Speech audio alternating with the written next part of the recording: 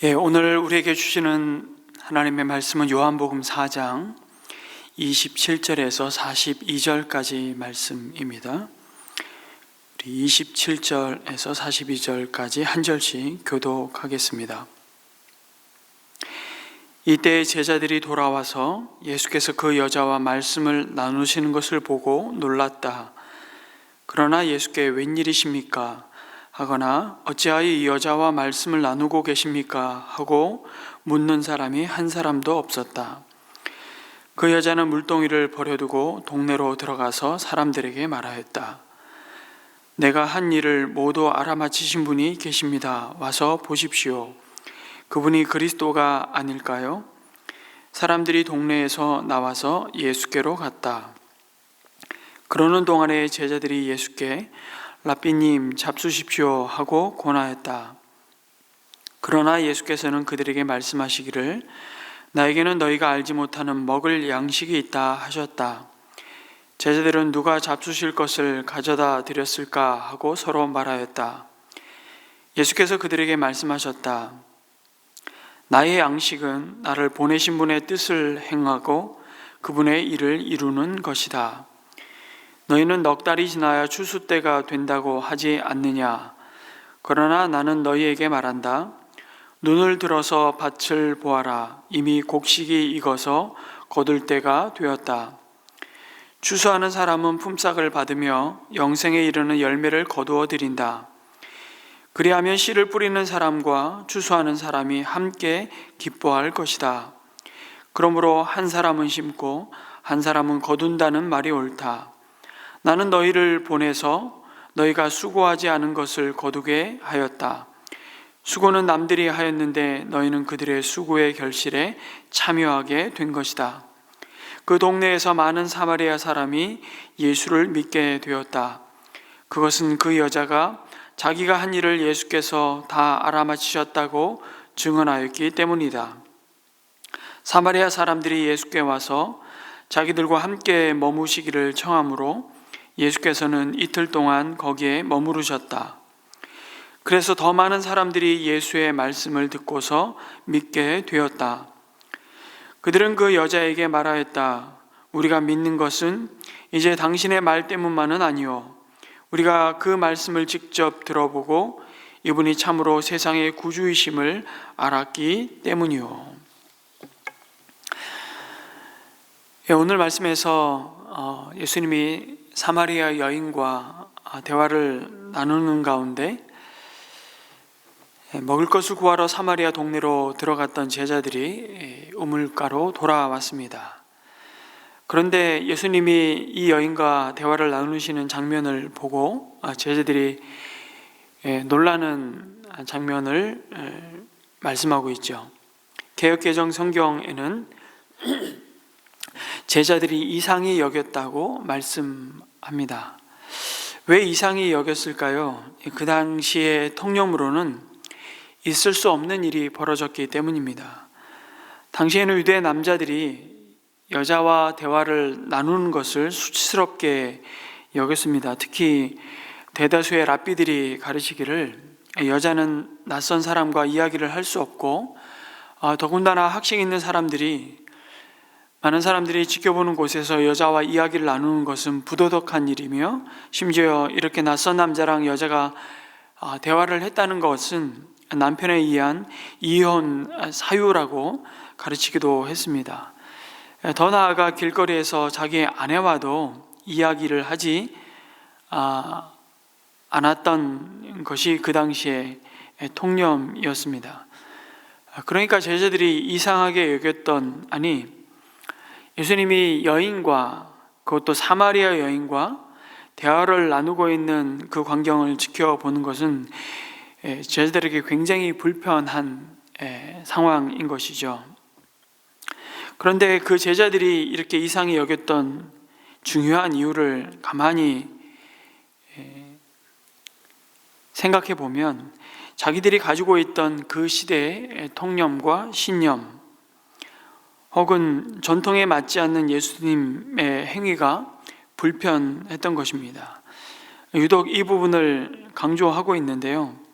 그런데 여러분, 예수님이 지금 하시는 이 행동이 하나님의 말씀에 어긋나서 불편한 것이 아니라 자기들이 가지고 있던 기준, 자기들이 가지고 있던 생각과 익숙하게 여기던 습관과 전통에 맞지 않았기 때문인 것을 보게 되죠. 그것이 불편했던 것을 주목하게 됩니다. 그런데 이런 일들은 지금 공동체 안에서도 흔히 일어나는 모습들입니다. 교회에서 진행되는 일들 가운데 적어도 나에게 익숙하지 않고 이상하다고 생각되는 부분들이 있기 마련이죠. 특별히 목회자가 하는 일들 가운데서도 이상하고 좀 이해가 되지 않는 일도 분명히 있습니다. 그럴 때 이상하고 불편한 것이 만약 교회가 목회자가 하는 일이 하나님의 말씀에 어긋나서 불편하다면 그것은 교회와 또 목회자가 바뀌어야 되는 부분이겠죠. 그런데 지금 내가 보기에 불편한 일들이 혹은 내가 가지고 있던 기준과 내가 가지고 있는 익숙한 그런 전통과 또 신앙생활을 오래 함으로 거기서 비롯된 나에게 익숙한 상황에 어긋나는 것 때문에 불편하다면, 그렇다면 누가 바뀌어야 됩니까? 많은 경우 내가 바뀌어야 되는 것이죠. 불과 몇십 년 전만 해도 우리가 주일에 예배 드릴 때 악기로 사용하는 기타나 드럼, 이런 악기들을 처음 사용할 때 한국 교회에 난리가 났습니다. 어디 세상 악기로 하나님을 찬양하냐고. 그런데 가만히 생각해 보면 그런 거부감, 불편함, 그런 것이 성경적인 이유로 반대했습니까? 그렇지 않습니다. 그냥 그것이 불편하고 나에게 익숙하지 않기 때문에 우리는 반대를 했던 것이죠.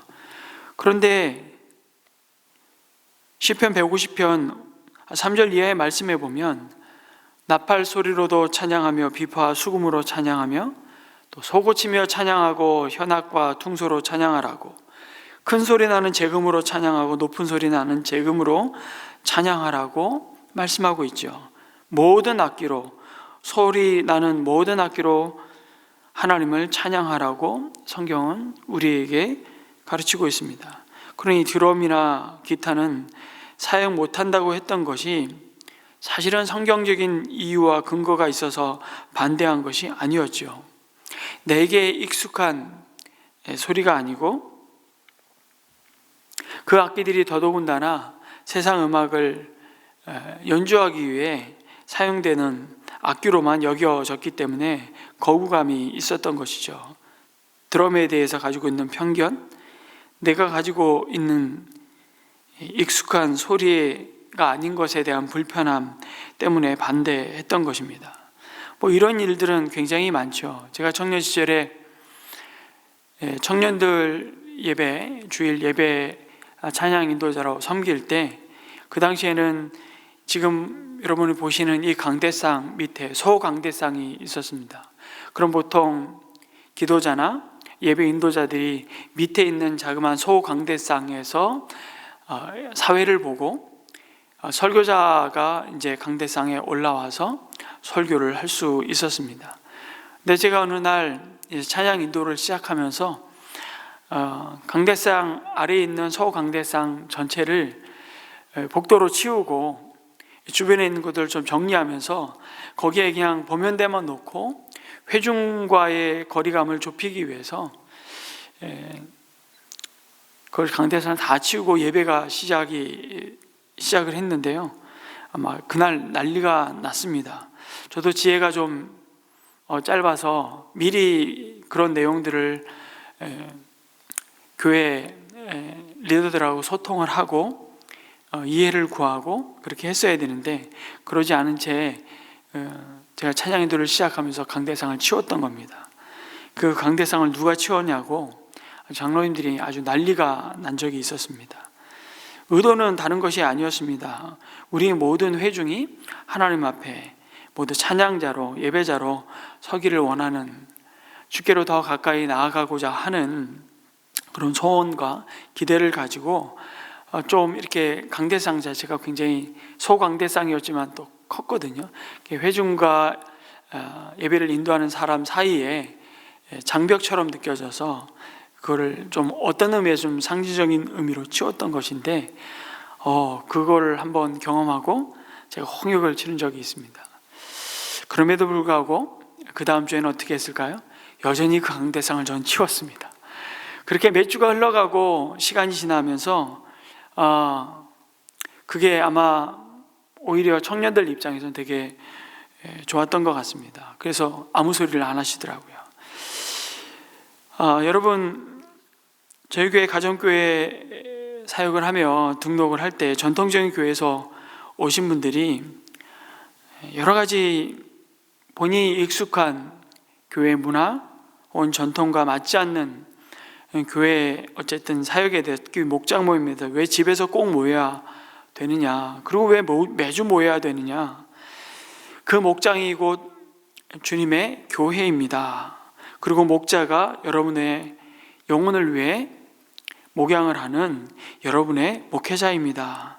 설명을 해도 그걸 받아들이는 것을 굉장히 거북스러워 하시고, 에베소서 4장 11절에 12절의 말씀을 따라서 우리가 성도를 준비시켜서 하나님의 봉사일을 하게 하고 교회를 세우는 부르심을 받았다는 사실을 하나님 말씀하시기에 우리가 목자를 목장에 목회자로 세우고, 또 많은 가정교회가 또 상공부를 우리 성도님들이 인도하거든요.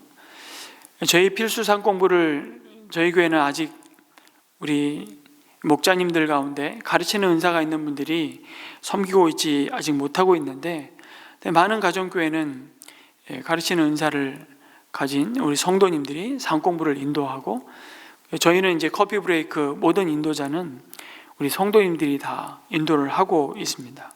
근데 이런 것들이 굉장히 불편하고 거북스럽게 받아들여질 수 있는 것이죠.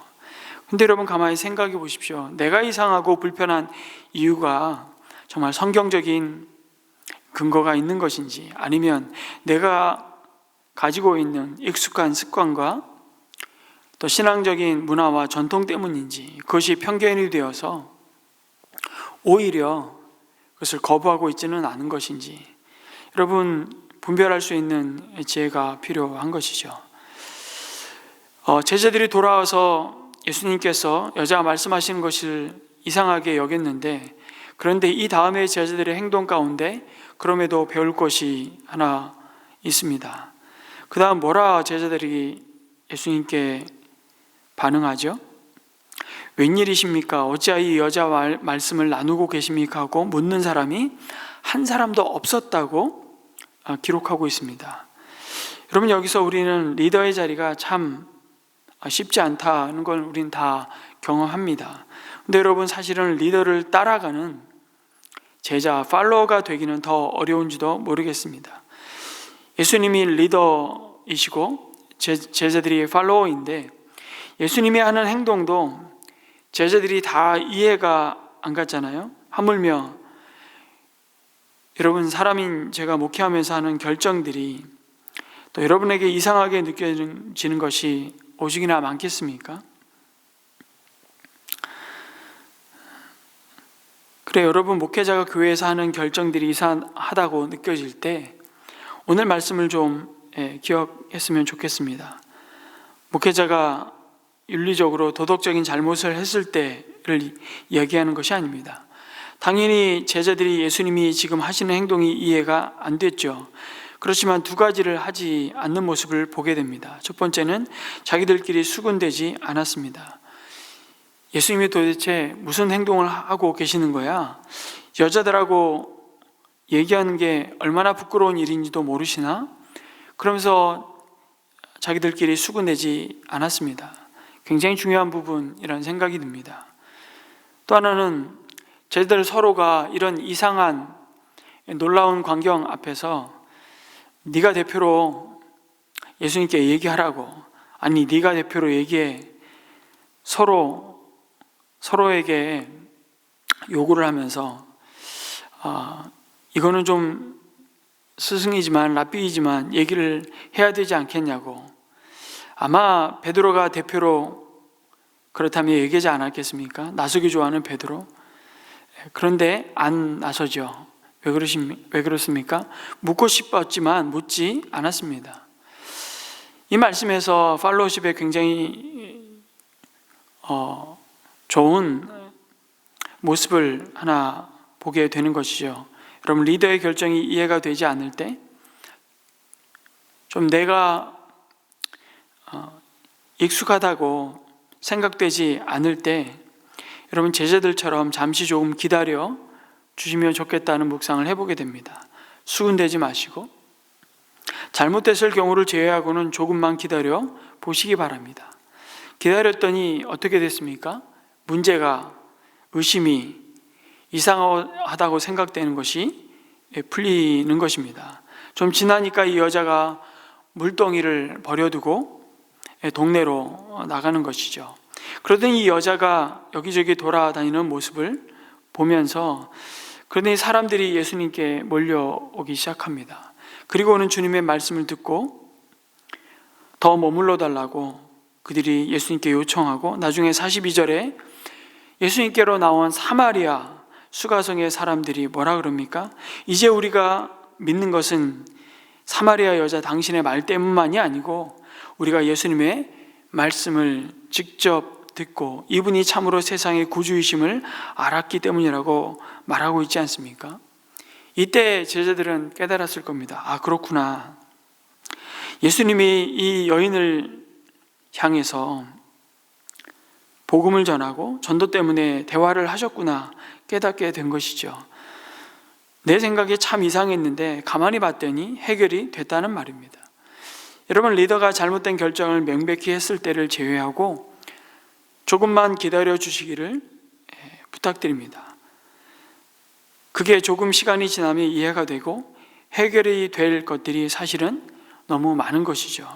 지금 당장, 왜냐하면 예수님이 시시콜콜 다 설명해 주지 않아도 시간이 지나면 해결될 것들이 너무 많은데 우리들의 기질 자체가 너무 빨리, 그래서 이 부분이 이해가 되지 않고 설명이 되지 않으면, 해결되지 않으면 우리는 너무 조급하게 불평을 하고 원망하게 되고, 또 그 원망이 확산되고 수근수근하게 되고, 그러면 신뢰의 관계들이 깨지고 교회가 시끄러워지는데, 우리 교회가 그렇지 않았으면 참 좋겠습니다.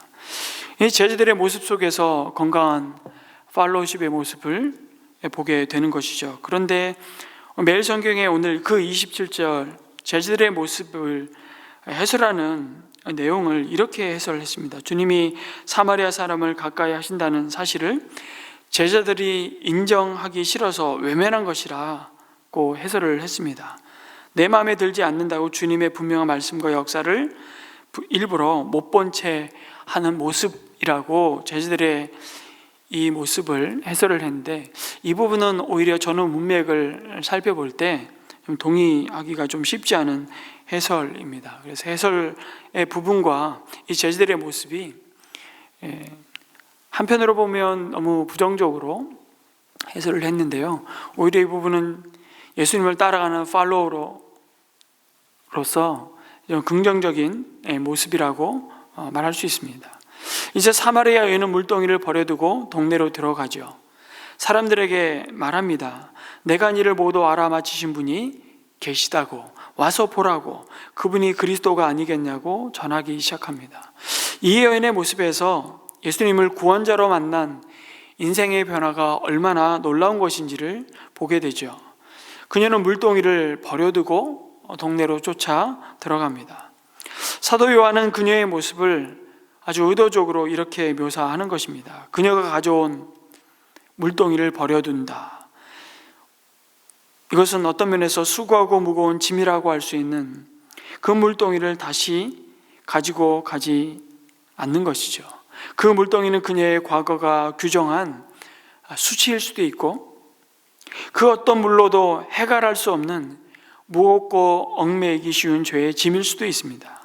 그런데 이제 자신을 그리스도라고 밝히시면서 그녀 앞에 영원히 목마르지 않는 생수가 되시는 그 주님을 만난 뒤에 그녀는 더 이상 그녀의 삶을 누르고 있는 수치와 절망과 과거의 죄책감과 동시에 자신의 삶을 행복하게 해줄 수 있을 것이라 확신하면서 스스로 찾아 헤매던 그 욕망을 다 던져버리고 그녀가 만난 그리스도를 알리기 위해 동네로 들어가는 것이죠. 사람들의 시선을 피해 한낮에 우물을 찾았던 이 여인이 이제 사람들의 시선을 향해서 나아가는 그녀의 모습 속에서 우리는 복음의 능력을 보게 되는 것입니다. 예수님을 진짜 만난 사람들의 한결같은 반응이 이렇습니다. 이 사마리아 여인의 모습은 그녀를 이미 알고 있는 수가성 사람들의 눈에도 놀라웠을 것입니다. 사람들에게 속기도 하고 배신과 미움을 당하기도 하면서 버겁게 살다 보면 여러분 사는 게 참 재미가 없어질 수밖에 없죠. 모든 것이 귀찮고 시큰둥했던 여인, 웃음도 잃어버렸고 이제 눈물도 이미 메마른 지 오랜 세월이었을 여인의 모습이 우린 충분히 상상이 됩니다. 그런데 그 여인이 물동이도 버려둔 채 마을로 뛰어가는 것입니다. 먼저 사람들을 찾아가 말을 걸었겠죠. 아주 특별한 사람을 만났다고, 자신을 메시아라고 하는데 정말 그런 것 같다고 사람들에게 예수님을 소개했습니다. 이 여인이 이런 적은 한 번도 없었습니다. 그러나 그 여인이 없는 말을 꾸며낸다고 생각하지 않았던 것이죠. 그것을 어떻게 알 수 있습니까? 사람들은 그 여인의 말을 듣고 우물가로 몰려온 것입니다. 무엇이 그들을 움직였을까요? 그것은 이 여인이 자기가 전한 말에 사실 여부를 증명할 수 있어서가 아니라 이 말을 전하는 그 여인의 아마 진실성이었을 것입니다.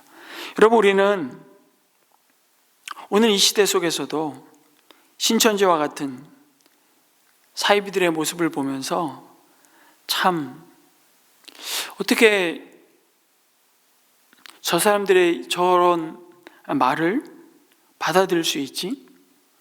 분명 우리는 신천지가 사이비라는 것을 확신합니다.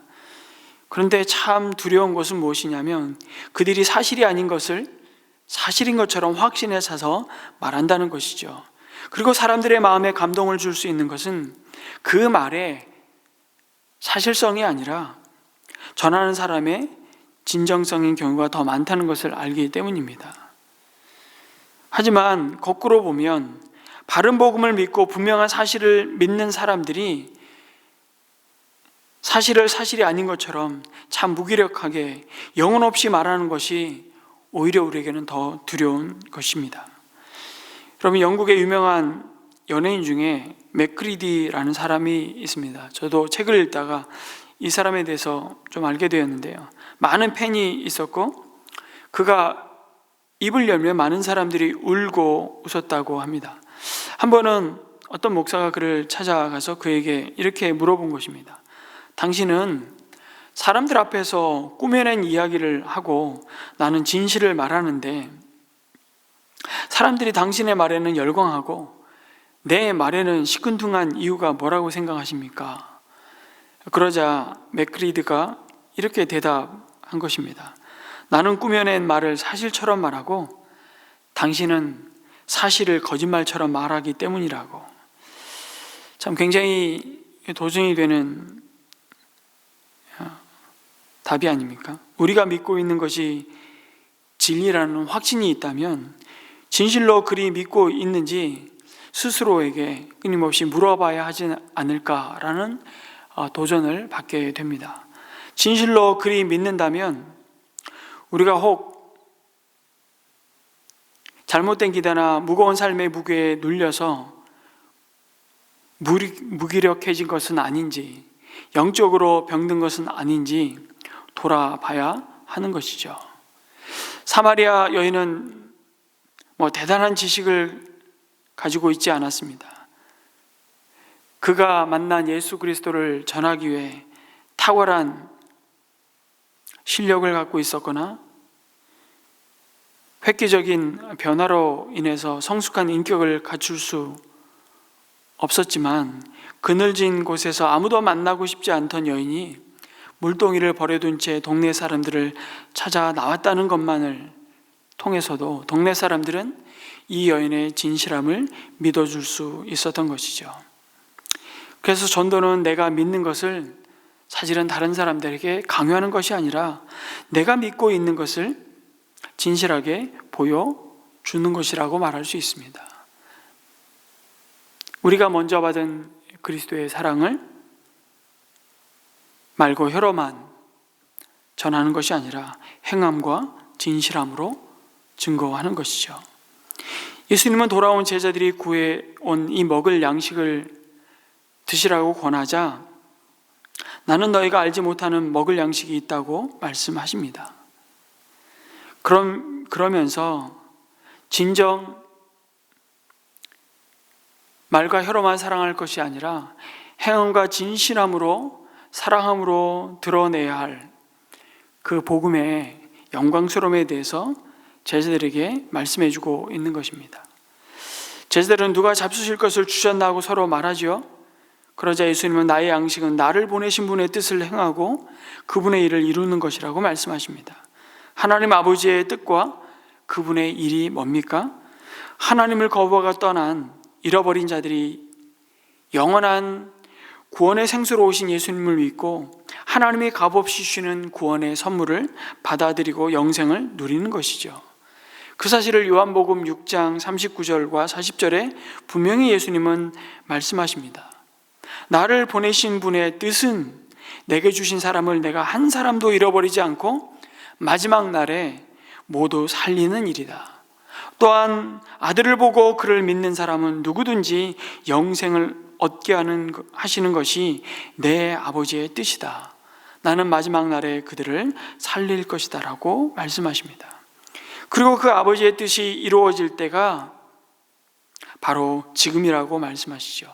지금이 영원히 추수되는 때라고 말씀하십니다. 제자들은 아직 추수할 때가 넉 달이나 지나야 한다고 생각하지만 예수님은 눈을 들어서 밭을 보라고 제자들에게 말씀하시면서 이미 곡식이 익어서 거둘 때가 되었다고 말씀하십니다.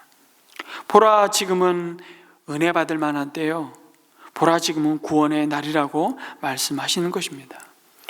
여러분, 주님은 오늘도 잃어버린 자를 찾으시며 그 일로 우리를 세상에 파송하십니다. 오늘도 영혼에 추수할 일꾼으로 우리를 부르시고 보냄받은 그곳에서 우리 한 사람 한 사람이 그리스도의 향기요, 그리스도의 편지로 우리의 삶이 드려지기를 주님은 간절히 기대하시고 우리를 세상으로 파송하신 것이죠. 그리고 그때가 바로 지금 주님의 때라고 말씀하십니다.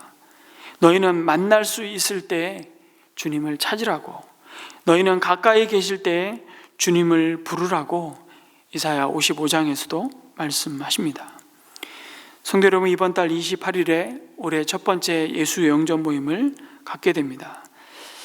그 가운데 초대받고 나오는 영혼들 가운데 영원한 생수 되시는 예수님을 만나고 값없이 주시는 구원의 선물을 받는 그 은혜가 부어지기를 여러분 기도해 주시고, 오늘 이 아침 우리가 그토록 기도하며 애타게 주님이 찾으시는 그 VIP들이 생명의 복음을 듣고 주님 앞에 돌아오는 놀라운 구원의 은혜가 있기를 우리 이 아침 기도하면서 우리 개인의 기도를 이어갔으면 좋겠습니다.